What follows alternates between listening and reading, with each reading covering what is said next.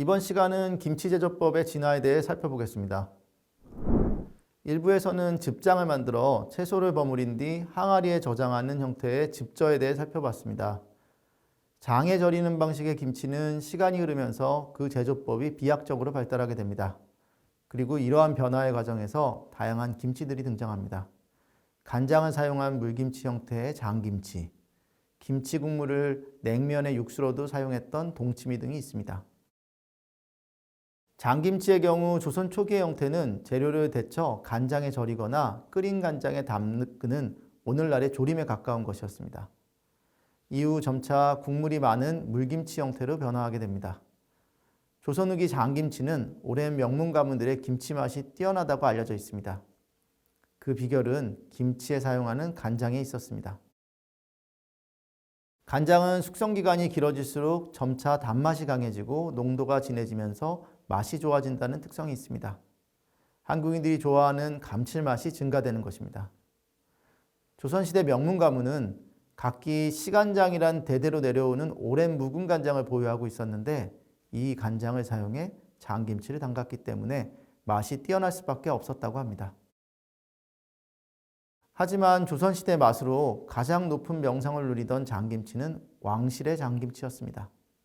그 이유는 궁궐에서 요리하는 사람의 솜씨가 뛰어나기도 하지만 무엇보다 오랜 시간 묵힌 군중의 간장 맛이 일품이었기 때문입니다.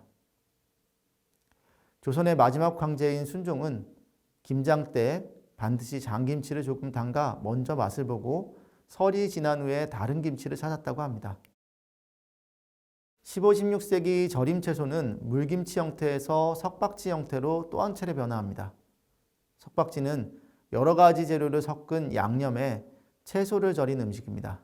국물이 거의 없어지고 무엇보다 양념에 새우젓갈을 넣기 시작했다는 점에서 오늘날의 김치 제조법에 근접해 있다라고 볼 수 있습니다. 그러나 이 시기의 김치는 오늘날 우리에게 익숙한 김치와 외형에서 큰 차이가 있습니다. 어떤 점이 다를까요? 크게 두 가지를 이야기해 볼 수 있겠습니다.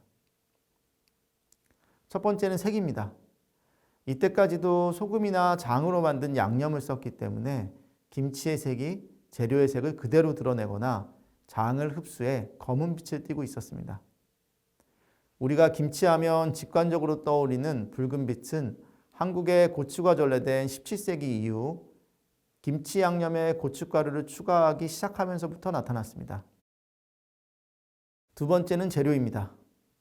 이 시기의 김치는 대부분 무김치였습니다. 당시 배추는 국에 넣거나 쪄서 먹는 재료였습니다. 지금 우리가 김치의 표준으로 생각하는 통배치 김치는 19세기에서 20세기 한반도에 통배추가 전래되어 전국적인 재배에 성공한 이후에 등장했습니다. 오늘날 우리가 일상적으로 소비하고 있고 또 김치하면 즉각적으로 떠올리는 붉은 통배추 김치는 19세기에서 20세기의 산물인 것입니다.